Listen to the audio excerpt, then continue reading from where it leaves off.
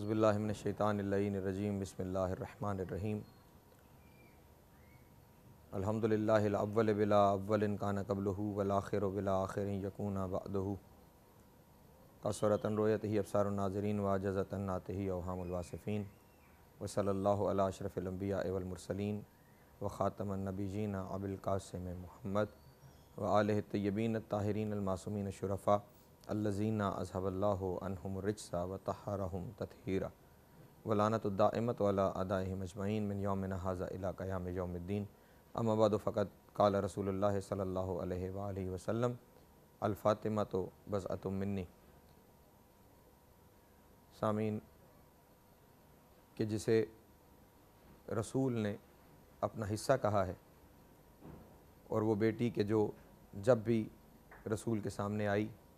رسول نے کھڑے ہو کے استقبال کیا اور اس بیٹی کا ہاتھ چوما، رسول کی وہ بیٹی کہ جس کا گھر ہمیشہ لوگوں کے مسائل حل کرنے کا اور لوگوں کی حاجات پوری کرنے کا دروازہ رہا۔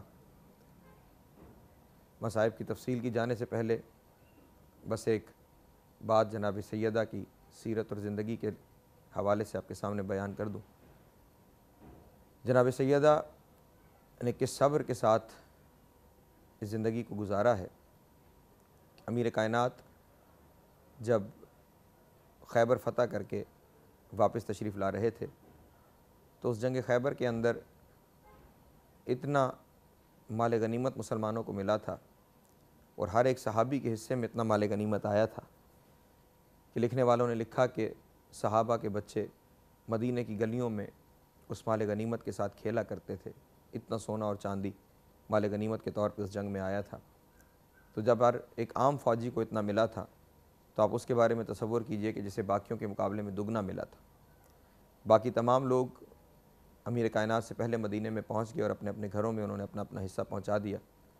تو کچھ عورتیں جناب سیدہ کو مبارکباد دینے آئیں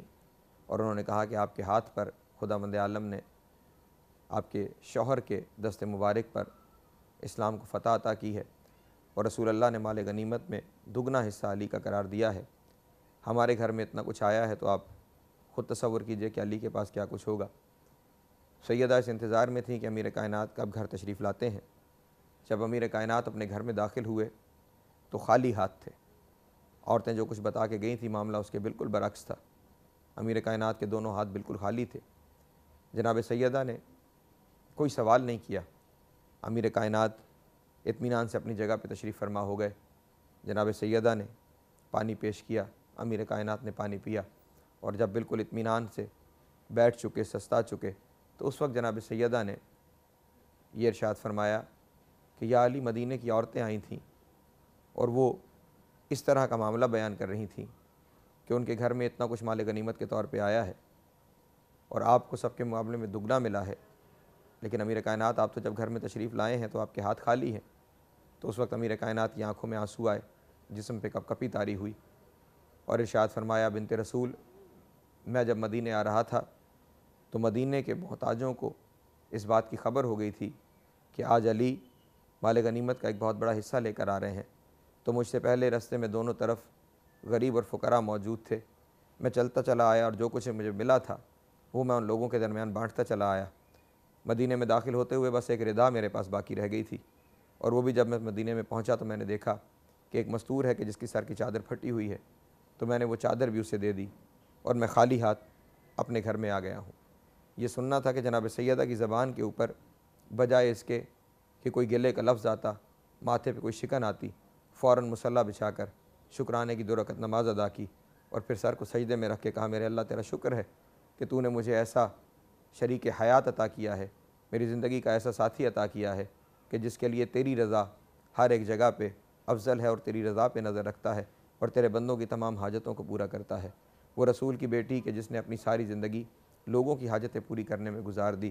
رسول کے جانے کے بعد رسول کی اس بیٹی پر وہ مصیبتیں آئیں کہ اسے خود یہ کہنا پڑا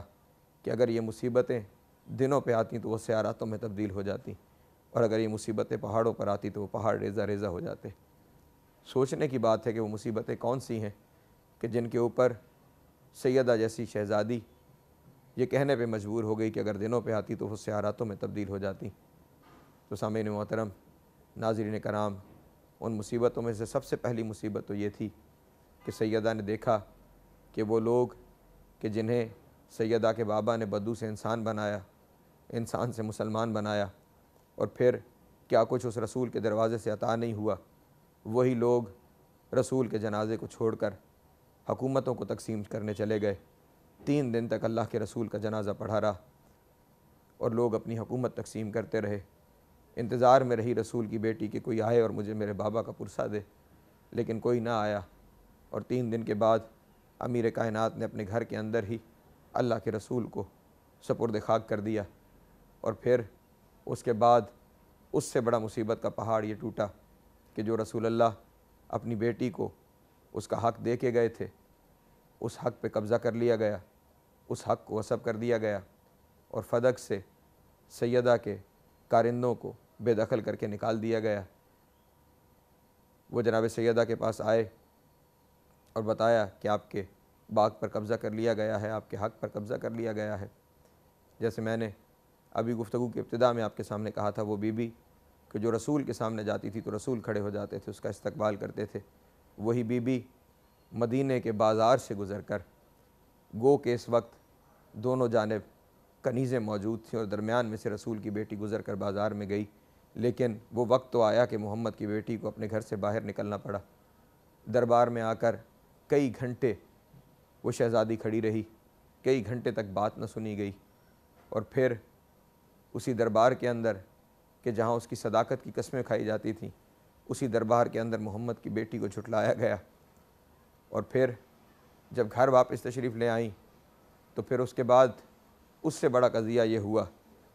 کہ وہ لوگ کہ جنہوں نے رسول کو بطول کے دروازے پر کھڑے ہو کر قرآن مجید کی آیتیں پڑھتے ہوئے دیکھا تھا، وہی لوگ علی کو گرفتار کرنے کے لیے سیدہ کے دروازے پر آ گئے۔ اور جب جناب سیدہ نے اندر سے پکار کے یہ کہا کہ لوگو شرم کرو، میں رسول کی بیٹی ہوں اور میرے گھر کے اندر میری بیٹیاں موجود ہیں، میرے گھر کی بے حرمتی نہ کرو، تو اس وقت باہر کھڑے ہوئے شخص نے پکار کر کہا کہ اگر مجھے گھر کا دروازہ جلانا پڑا تو میں دروازہ جلا دوں گا۔ یہ کہنے کے بعد اس نے لکڑیاں اکٹھی کروائیں، اور لکڑیاں اکٹھی کروانے کے بعد دروازہ تطہیر کو آگ لگا دی۔ اس دروازے کے پیچھے رسول کی بیٹی موجود تھی، اور پھر جب وہ دروازہ جل گیا تو اس ظالم نے اس دروازے کو لات ماری، اور وہ دروازہ محمد کی بیٹی کے اوپر گرا، اور پھر صرف رسول کی بیٹی کے اوپر نہیں گرا۔ جب انہیں یہ احساس ہوا کہ دروازے کے پیچھے رسول کی بیٹی ہے تو پھر ہر ایک اس دروازے کے اوپر زور سے اپنے پاؤں مارتے ہوئے گزرتا تھا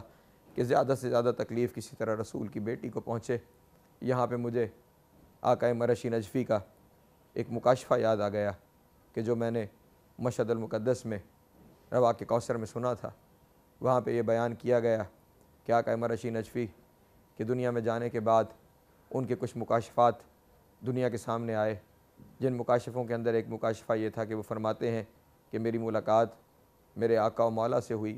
میری ملاقات صاحب و زمان سے ہوئی، تو میں نے کیا دیکھا کہ آقا و مولا مصلی پہ تشریف فرما ہیں اور مولا کی سجدگاہ کے ساتھ 5 خون آلود میخیں پڑی ہوئی ہیں۔ آقا مرشی نجفی کہتے ہیں میں نے اپنے آقا و مولا سے پوچھا کہ مولا یہ میخیں کیسی ہیں اور ان پہ لگا ہوا یہ خون کیسا ہے؟ تو اس وقت میرے مولا نے یہ ارشاد فرمایا کہ یہ وہ 5 میخیں ہیں جو ہماری دادی زہرا کے دروازے میں لگی ہوئی تھیں۔ جب سیدہ کے دروازے کو جلایا گیا تو یہ میخیں سرخ ہو کر دروازے سے باہر آ گئیں، اور جب دروازہ جناب سیدہ پہ گرایا گیا تو یہ 5 میخیں ہماری دادی کے پہلو میں پیوست ہو گئیں۔ یہ جو خون ان پہ لگا ہوا ہے یہ ہماری دادی زہرا کا خون ہے، اور میں ہر نماز کے وقت ان 5 میخوں کو اور اپنی دادی کے خون کو دیکھ کر خداوند عالم سے التجا کرتا ہوں، میرے اللہ مجھے اذن ظہور عطا فرما تاکہ میں اپنی دادی کے قاتلوں سے بدلہ لے سکوں۔ جناب سیدہ دروازے کے نیچے یہ پکارتی رہ گئیں کہ میرا محسن شہید ہو گیا، میرا پہلو زخمی ہو گیا، میری پسلیاں ٹوٹ گئیں۔ اسی دوران امیر کائنات کے گلے میں رسی ڈالی گئی اور امیر کائنات کو گرفتار کر کے لوگ دربار میں لے گئے۔ جب سیدہ کو جناب فضہ نے دروازے کے نیچے سے ہٹایا تو سیدہ کو اپنے پہلو کا درد یاد نہیں تھا، سیدہ کو محسن کی شہادت یاد نہیں تھی۔ پہلا سوال یہی کیا کہ فضہ یہ بتاؤ علی کہاں ہے، امیر کائنات کہاں ہے؟ تو اس وقت جناب فضہ نے یہ کہا کہ علی کو گرفتار کر کے دربار میں لے گئے۔ گرفتار کر کے دربار میں لے جانے کا نام آیا کہ جناب سیدہ نے دعا کے لیے اپنے ہاتھوں کو بلند کیا۔ میں نے یہاں پہ علماء کرام سے یہی سنا ہے کہ جو ہی سیدہ کے ہاتھ دعا کے لیے بلند ہوئے تو مدینے میں ایک زلزلہ سا آ گیا اور مسجد نبوی کی دیواریں کئی کئی فٹ بلند ہونے لگی۔ اس وقت امیر کائنات کو اس بات کا اندازہ ہو گیا کہ رسول کی بیٹی بد دعا کرنے جا رہی ہے، تو فوراً جناب سلمان کو یہ پیغام دے کے بھیجا کہ جاؤ رسول کی بیٹی کو کہو کہ بد دعا نہ فرمائے، اپنے بابا کی امت پہ رحم فرمائے۔ علی کا پیغام پہنچتے ہی سیدہ نے بد دعا کرنے سے دوری اختیار کر لی، لیکن اب جو علی گھر میں واپس آئے اس واقعے کے بعد، وہ جو گھر میں آئے تھے نا، انہوں نے صرف دروازہ ہی نہیں جلایا تھا، انہوں نے جب دیکھا نا کہ جناب سیدہ علی کے گلے میں رسی ڈلتی ہوئی نہیں دیکھ سکتی، تو اس وقت انہوں نے جناب سیدہ کے ہاتھ پر تلوار کا دستہ بھی مارا، اور ایک ظالم نے جناب سیدہ کو تازیانے بھی مارے۔ آقا وحید خراسانی کی کتاب حلقہ وصل کے اندر انہوں نے ایک روایت کو نقل کیا ہے کہ بعد میں سیدہ کے قاتل کے سامنے ایک شخص نے یہ آ کے کہا تھا، اس سے یہ سوال کیا گیا کہ بتاؤ رسول کی بیٹی دنیا سے کیسے گئی؟ تو اس نے کہا لقد ذہبت من الدنیا کان دم یخرج من ظہرها بجنبها بسبب ضربک بالسیف والصوت، تیرے تلوار کے دستے اور تیرے تازیانوں کے ضربوں کی وجہ سے رسول کی بیٹی دنیا سے اس حال میں گئی کہ اس کے پہلو سے بھی خون جاری تھا اور اس کی پشت سے بھی خون جاری تھا۔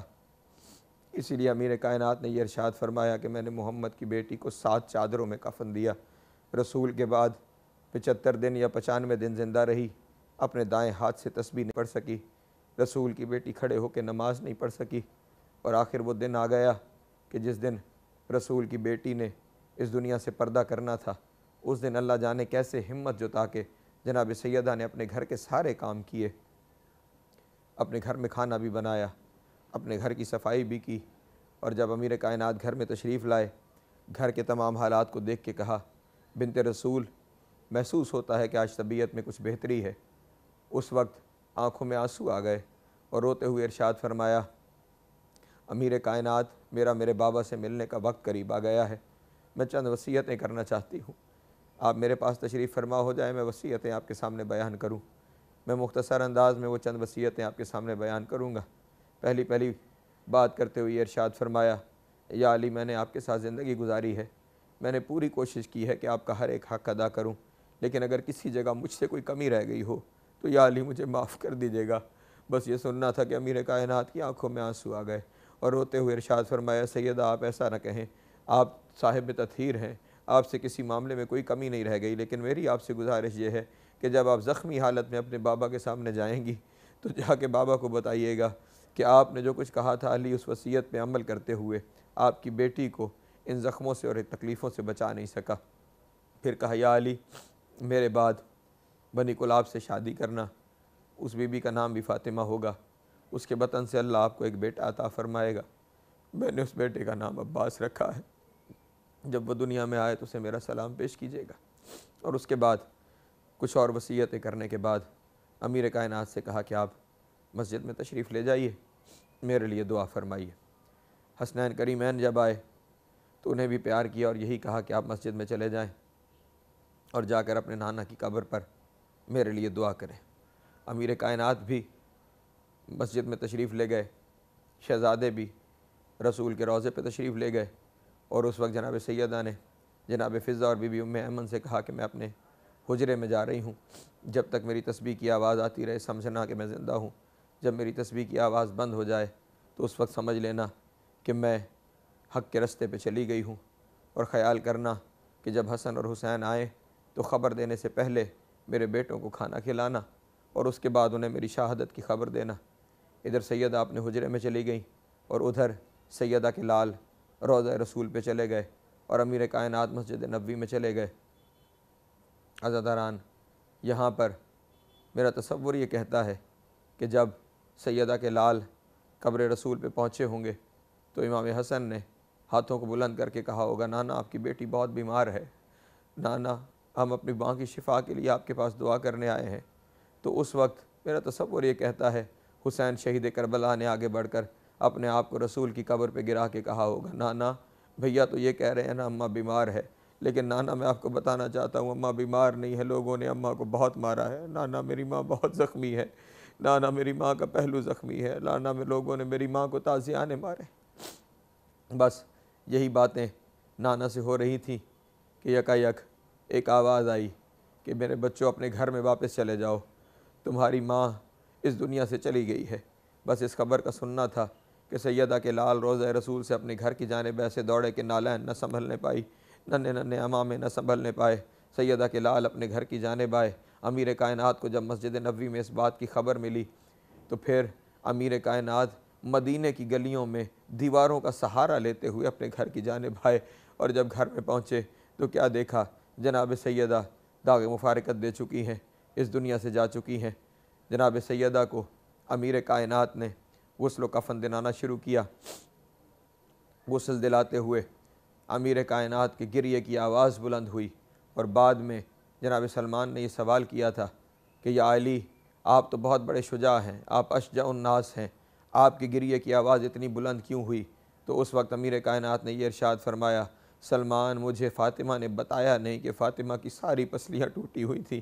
فاطمہ کی ساری پسلیاں ٹوٹی ہوئی تھیں۔ سیدہ نے کبھی اپنی اس تکلیف کا اظہار میرے سامنے نہیں کیا۔ بطول کی ساری پسلیاں ٹوٹ گئی تھیں اور اتنا پہلو سے خون جاری تھا کہ مجھے 7 چادروں میں، بہار میں آقا مجلسی نے اس روایت کو لکھا ہے کہ 7 چادروں کے اندر رسول کی بیٹی کو کفن دینا پڑا۔ اور جب جنازہ تیار ہو گیا تو اس وقت ہر ایک نے آ کر سیدہ سے الوداع کیا،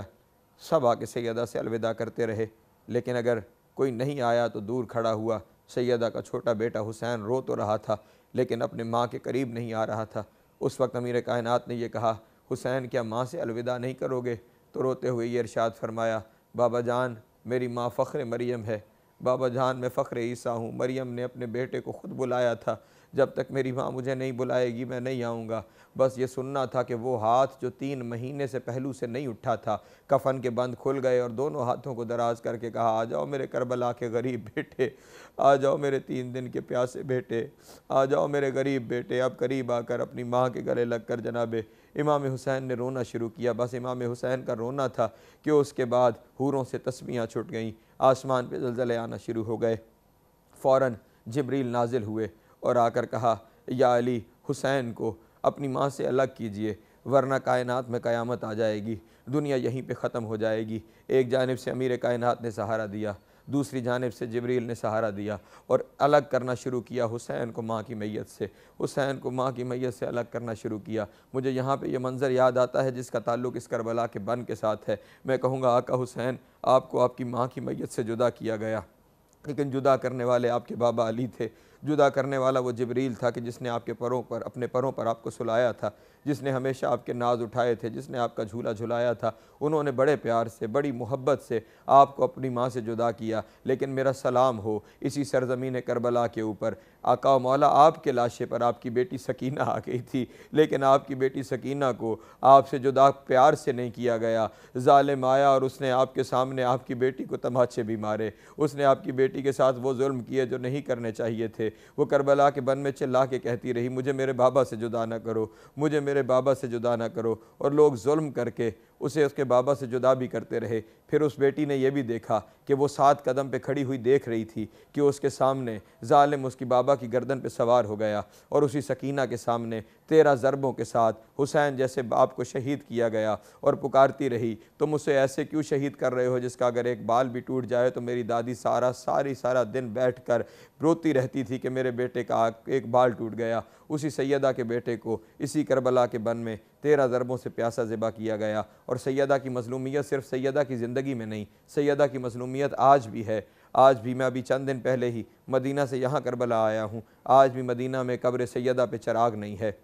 آج بھی مدینہ میں قبر سیدہ پہ روشنی نہیں ہے۔ اور میں ہر روز جنت البقیع اور روضہ رسول کے درمیان کھڑے ہو کے رسول کو کہتا تھا، یا رسول اللہ، یا سیدہ کو اپنے پاس لے جاؤ، یا اپنے گنبد کو یہاں پہ لے آؤ۔ آج بھی تمہاری بیٹی قید ہے، اپنی زندگی میں جناب سیدہ نے ظلم سہے، اور آج جناب سیدہ کی قبر بھی قید میں ہے۔ کوئی وہاں پہ کھڑے ہو کر بطول پہ رو نہیں سکتا، کوئی وہاں پہ کھڑے ہو کر بطول کو پرسہ نہیں دے سکتا، کوئی وہاں پہ کھڑے ہو کے جناب سیدہ کے سامنے کوئی دعا پیش نہیں کر سکتا۔ خداوند عالم اس کا ظہور جلد فرمائے کہ وہ آ کر اپنی دادی زہرا کے قاتلوں سے بدلہ بھی لے اور اپنی دادی زہرا کی قبر کو ان ظالموں کی قید سے آزاد بھی کروائے۔ وَسَيَعْلَمُ الَّذِينَ ظَلَمُوا أَيَّ مُنقَلِبٍ يَنقَلِبُونَ وَلَعنَتُ اللَّهِ عَلَىٰ أَعْدَائِهِمْ أَجْمَعِينَ۔